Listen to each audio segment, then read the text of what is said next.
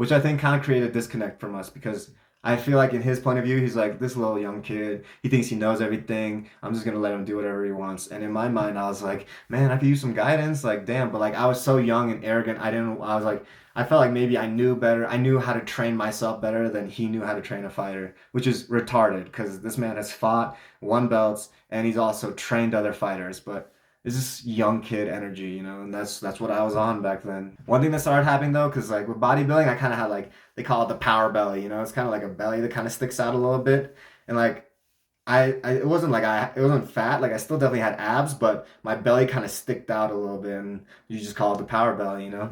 But because of all the running and all the cardio and everything, like I slimmed down a lot, like that belly just went away. And I was like usually walking around 160, and with all the training I was doing, I was walking around like 150. I was lean. I was like super lean. And the thing is, like I would fight at 145, and I walk around at 150. So that's only 5 pounds of weight cutting. So technically, if I was like a professional about it, I should have gone down to 135. But I was never a big fan of weight cuts, and I was just like, no, like I'll just fight 145 and hope for the best. And in the end, it bit me in the ass. When I started Muay Thai, it was like very fun. It was a very fun thing. I enjoyed the workouts, I enjoyed the people, I enjoyed getting better at something. What started happening though was as I was going through this journey and getting better and training, and it started becoming more like a job, and I started like losing the fun out of Muay Thai. Like training started becoming a chore instead of like where it used to be like, oh man, I used to go to Muay Thai and it used to be just fun. Now every time I go train, I'm like, I have to do more, I have to do better, I have to be better. And it started kind of taking the fun out of Muay Thai, and I was like, damn, bro, like this is kind of it's starting to suck a little bit. And obviously that's like once again young kid energy. Like just I should have looked at it as more like, yeah, you need to work hard to like get good things in life. But at the time, like I didn't have much guidance at all in my life. It was just like literally me doing me. Like that's how a lot of my life has been. It's just me being like solo dolo, trying to figure things out by myself, which has been great. But the older I get, the more I'm like, hey man, like, can you give me some help? Hey man, can you give me some guidance? Like, because I know you've been doing this for a while, so I'm sure you know the tools and the trades. So yeah, that's just like that's some good advice though. Like, especially like if you're younger, like listen to what other people say, especially the small things, because like a woodworker, he'd be like, hey, don't do that, and it might be because he saw somebody get his finger cut off because someone did that. And it's just like small little details, but they make all the difference. You could read one book and save yourself 5 years, but experience is the best teacher at the end of the day. So for my first year of fighting, well, I dropped out full time. I had 2 fights and I did 3 smokers. And that's pretty good. I won my first fight. I won my second fight. My second fight, I fought this Russian dude, and I'm Ukrainian, so it was funny because at this time Ukraine wasn't at war with Russia, but there's still a little bit of beef between. It was like at the very beginning. No, no, actually, yeah, no. Ukraine and Russia were at war. It just wasn't public yet. It was like on the east coast, on the east side of Ukraine, they were fighting, but everyone was kind of like turning a blind eye to it because it wasn't that serious at that time. But me and this Russian dude, because like I've always been like the gym brawler, and this Russian kid was just as much as a brawler as me, if not more. But he was like shorter than me, but stockier. And me and him, we just brawled like the whole 3 rounds. I remember one time he threw a hook at me and I ducked it, and he threw it so hard he just fell over and landed on the ground and didn't get back up because he was so tired. And the ref was like, "Hey, hey, you're in a fight. You need to get up. Like you need to get up." And the Russian guy was like, "Are you serious?" And it was funny. And after the fight, we were talking. He's like, "Bro, by the third round, I was sitting on my chair, and my coaches just kicked me off the chair and pulled the chair off from underneath me because I was that tired." And I was super tired that time too. But also at that point, I was doing a lot more calisthenics and like a lot more body weight training. And man, that helped my cardio so much. Like weightlifting can really drag you down a lot, whereas like calisthenics, like I felt like I could keep going, keep going, keep going. Like I just had a lot of energy. But you sacrifice power for that. But I don't know. It was that second fight was one of the best fights I ever felt. Like I also like kind of went plant-based for that fight, and I'm super congested all the time, but for that training camp, I wasn't as congested as I usually am, and I was like, huh, that's weird because I'm always congested. Like every round I have to blow my nose or like get some of the boogers out. Even right now I got boogers. And then the smokers too, I felt pretty good about them too. Like I felt pretty solid. I felt like there's no winners, but I felt like I won. And so then I got my third fight. And another thing that happens a lot to me is I get injured like really easily, like especially this floating rib right here. If you kick it good enough, it's bruised right away. Like it gets bruised like that. Like that first time I sparred with that one guy, he definitely bruised my floating rib. And I remember in seventh grade, I tried out for wrestling and it got bruised. And I was just like, at the time, I didn't know what the fuck was going on. So I was like, I don't know, my body's hurt. Like, I just can't. So I kind of quit wrestling. In hindsight, I kind of look at it as like my fail safe, you know, because I feel like the universe, whatever, my soul is just like, hey, this is not the life for you. Like, you can dabble with this, but this is not your journey. And if you do want this to be your journey, it's going to be one hell of a ride, like fucking rough, dude.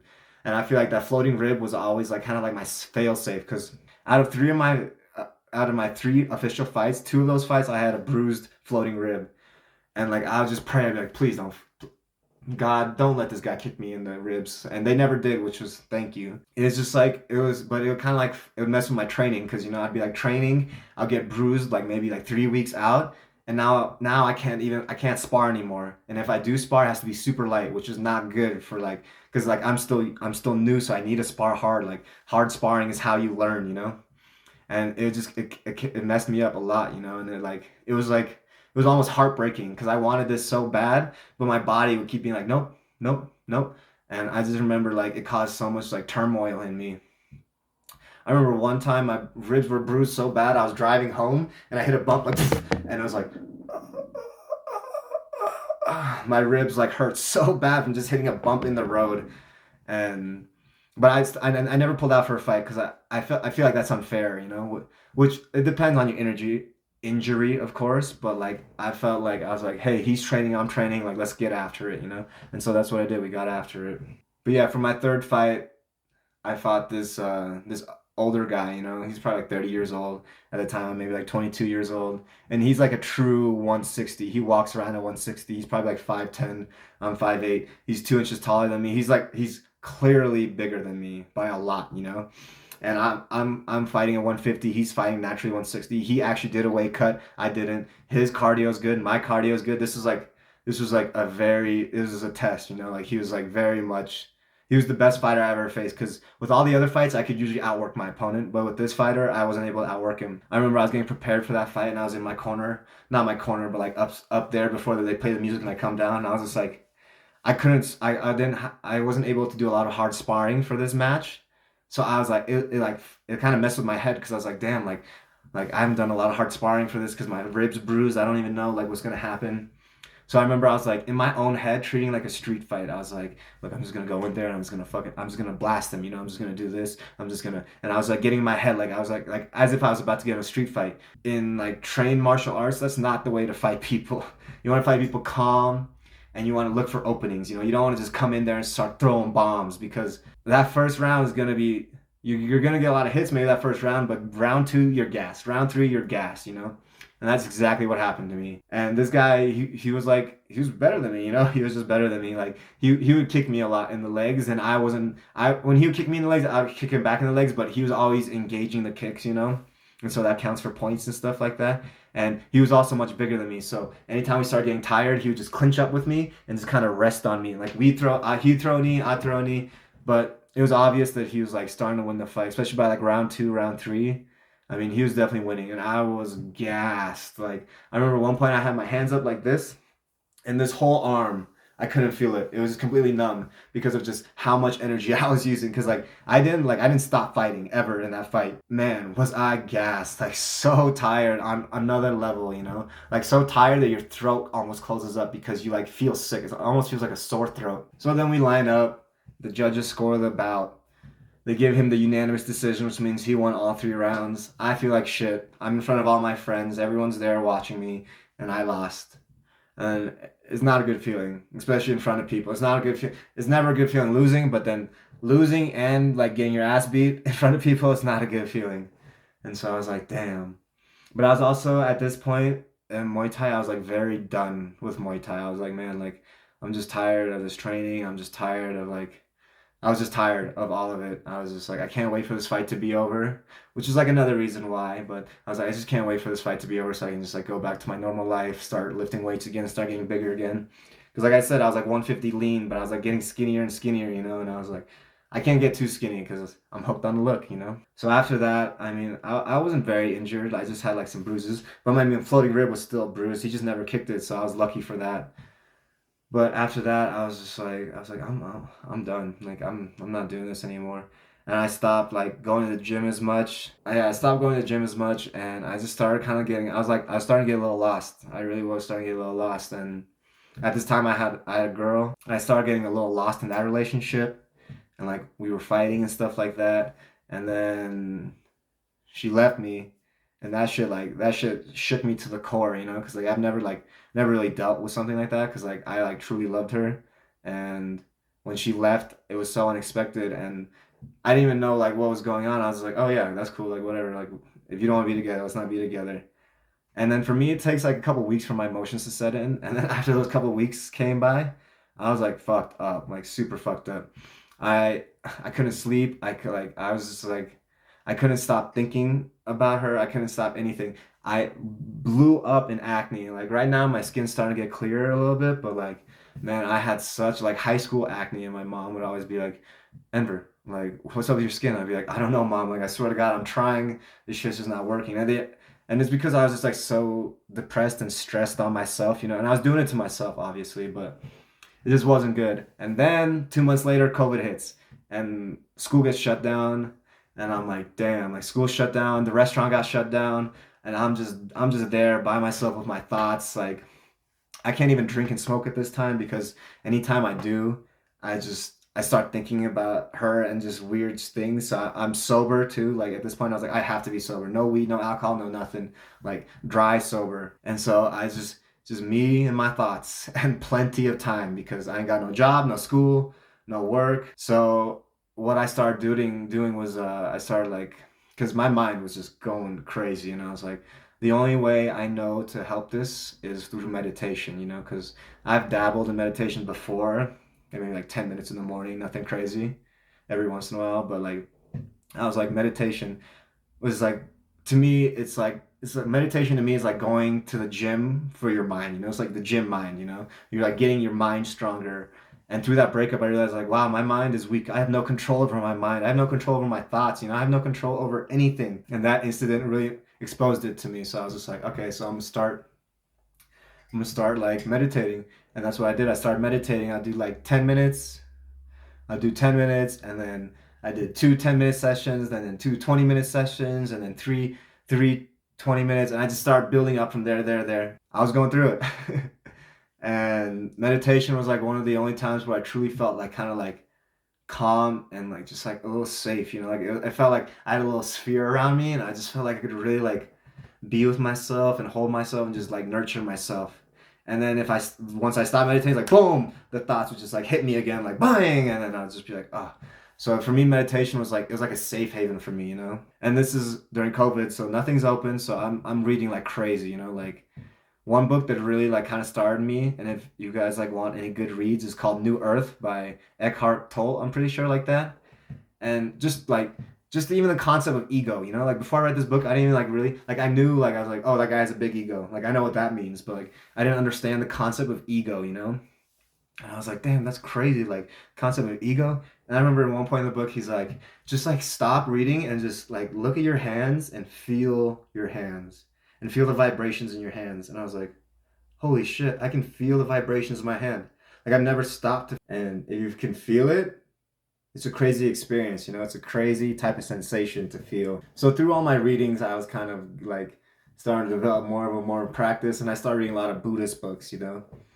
And in a lot of spiritual type books, they one of the biggest things they recommend is for you to find a teacher, you know, like you want to find a teacher to kind of guide you through your journey, because spirituality, whatever journey that is for you, can be very tough, you know, it's a tough journey, and it helps to have some guidance with it. And so I was like, damn, like I think I need a teacher, like, cause at this point I'm starting to develop my meditation practice more and more, but I'm still like, I don't like I'm just reading books from other people, and like something like meditation, it helps to have a physical teacher or like an organization to teach you. It's like the same thing with martial arts, like Muay Thai. Like you can read about Muay Thai, but until you start throwing punches, you really won't understand what Muay Thai is, you know, or kicks. So I was like listening to these podcasts, and this thing kept coming up. It was called Vipassana Meditation Retreat by S.N. Goenka, you know? And I kept hearing about it and hearing about it, and I was like, what is this? Like, what is this? And everyone spoke super highly of it, and I was like, maybe. And I was like, at this point, I'm a big believer in like the universe will send you signs, and if, like something keeps repeating, it's a synchronicity. And I was like, oh, this must be like a type of synchronicity, so I should probably jump onto this train. So I went up, I signed up. I didn't know anything about it. I just knew I was like, shit, like I know it's meditation, so I bumped up my practice, and then so the month before I went to the retreat, I was doing 3 hours every day because I had all the time in the world. So I was like, well, might as well do 3 hours a day. And some days I'd even do 4 hours. I was going in on the meditation.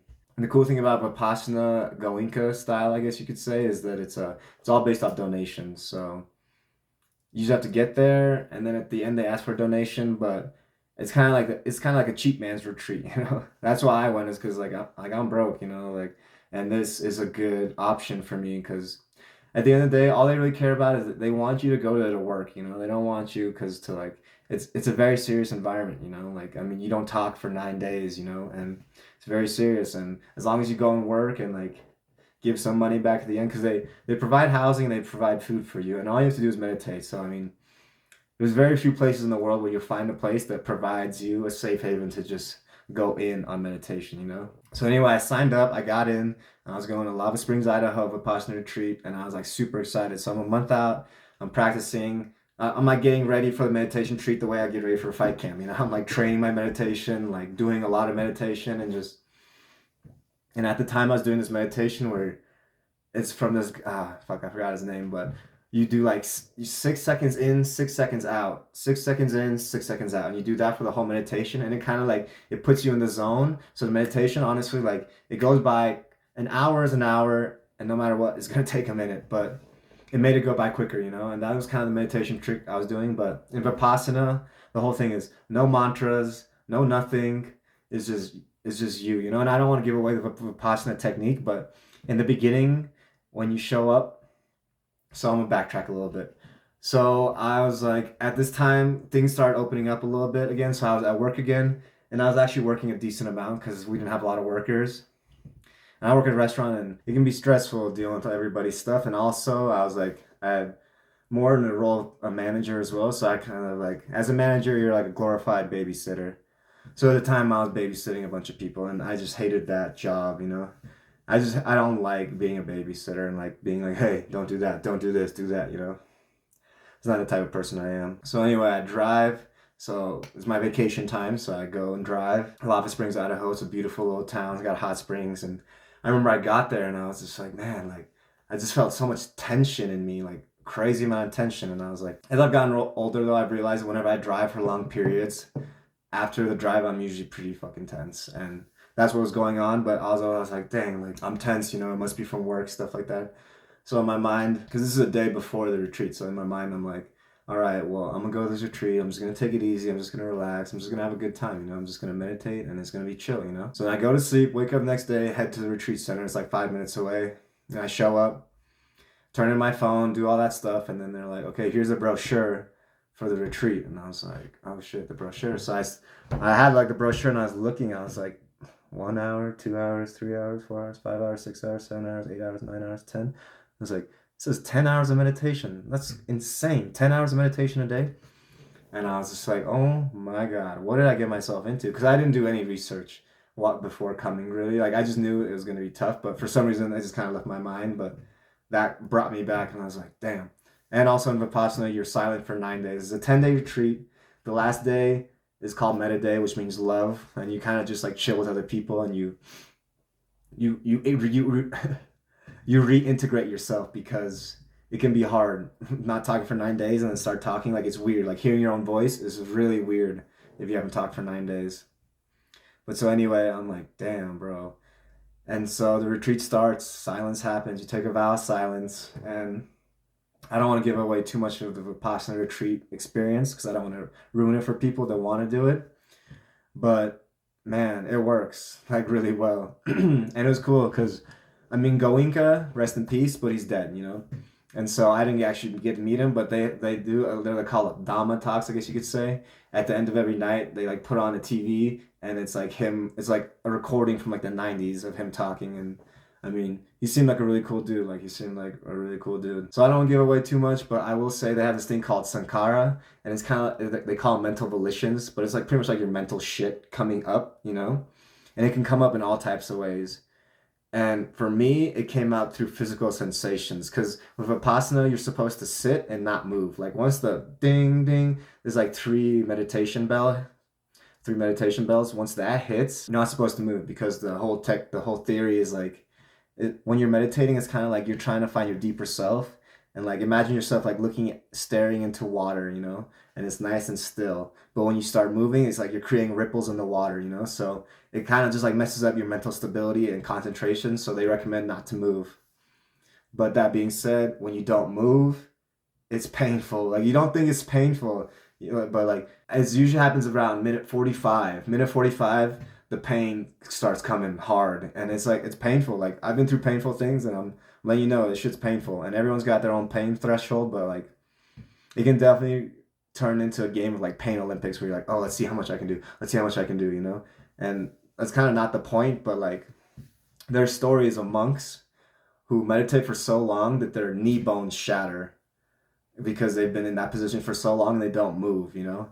And like that's how painful it can get. But obviously we're not going that hard. But so they're called sankharas, they're mental volitions, and they would come up. But for me, they'd come up in like physical sensations where like a part of my body would be numb, you know? Or like at one point I remember day 8, because like you also have to like embrace the technique, and it took me till about day 8 to like truly embrace it and be like, okay, like no, I think this is real, you know? Because I don't want to, because like I've never done this, I don't know, like I'm not just gonna show up to some group and be like, yeah, like I'm yours, take me, you know? I still had some skepticism. By day 8, I kind of accepted it, and I was like, you know, I'm just for the next 2 days, I'm just gonna meditate my ass off, you know, because I was always meditating, but there was some doubt in my mind. But by day 8, the doubt was kind of gone, and so I remember like my whole upper back was just felt just like sore, super sore, and I was just like, damn, bro, my back feels so sore, and nothing I could do would fix it. Like it was just sore. Like I went to bed and woke up the next day, and then it was gone. But like that's what they say. Like your sankara comes up and it kind of leaves the body, you know. And also another crazy thing that was happening is like during the Vipassana retreat, like it is all like vegan type food, but like the craziest thing is like my acne, like especially my big pimples, they started clearing up like crazy, like unnaturally fast, and I was like, huh, like I think, like, I'm pretty sure this is working, you know, and that my back, you know, sankaras, all that stuff coming up, all that stuff was kind of just like proof that it really does work. And afterwards, like day 10 is called Meta Day. It's my favorite day ever because you get to meet all. Because like the thing about going to the Vipassana meditation retreats is like it's like traveling. Like you meet so many different types of people, but it's cool because we're all on the same goal of like self healing, self help. You know, like doing that to ourselves. So everyone's like really nice. Everyone's like talking. Well, most people. Some people are definitely like fighting some demons. It's very obvious to tell which one those people are. Well, I mean, we're all fighting demons, but some people take it to another level. But anyway, I love Meta. Like, I just after 9 days of not talking to, like, you're just talking crazy, you know. I just felt so good after that, you know. Like those next couple days, I was just like on a different type of level of high, you know. Just like oh fuck, like music sounded so good. It's an 8-hour drive from Denver to Lava Springs, and whole 8 hours just listening to music, just like oh yeah, like oh it's just so good, you know. And so then yeah, I like went back to my world, I guess you could say, and like I have served a course since then, but I haven't gone back. But I just signed up for a course, so I'll keep you posted on that. Make a video about that. So I went back to my like real world life, you know, and I was just like, there are some rules. They have 5 precepts that you got to follow. It's like don't kill, don't drink, don't steal, don't like I don't honestly I don't tell anyone. I don't know all of them off the top of my head. But the most important one for me was to maintain the practice. You need to do an hour in the morning, an hour at night, and I stay true to that for sure. Because like the one thing he says is like you don't want to treat it like as a rite of passage, whereas like oh I'm just gonna do this once a year and then I'll be good. And it's like no, it's like working out. Like if you work out for 2 weeks really hard once a year, you're not gonna get many results at all. So that's the thing that I kept up with the most is like the meditation, the constant meditation, you know. And the thing about meditation is it's a slow process. It's a slow burn, you know, like It's not like psychedelics where you're like bang and you're there, you know, to like watching God, you know. It's a very slow process, but I think it's also very worthwhile because it's really hard, you know, and it takes discipline to maintain a practice. Like there's nothing worse than like being like, oh, I'm ready to go to bed. And be like, shit, I have to meditate for an hour before I can go to bed, you know. And then sometimes you go meditate for an hour, and your meditation session, you just like you go deeper than you thought, or something comes up, and it's just like it's a tough practice, and it's a good way to build discipline if you want to build some discipline. But I stick with my practice, and nowadays though I'm like 95% of the time meditating. Like I don't know, Saturday nights and Sunday mornings are a little rough for me because like those are kind of my going out nights. Because I like to go out, I like to have fun, I like to dance. You know, it's all a great time, and I don't know, it keeps me loose. You know, because sometimes when I get like super disciplined, I start getting very strict a little bit. I start getting like a little militant in the way I think about things, and I find just like hanging out with homies and just chilling and having a good time is a good way for me to release, you know? Saturday nights, Sundays, all the other days though, I'm definitely meditating. So yeah, my practice started getting better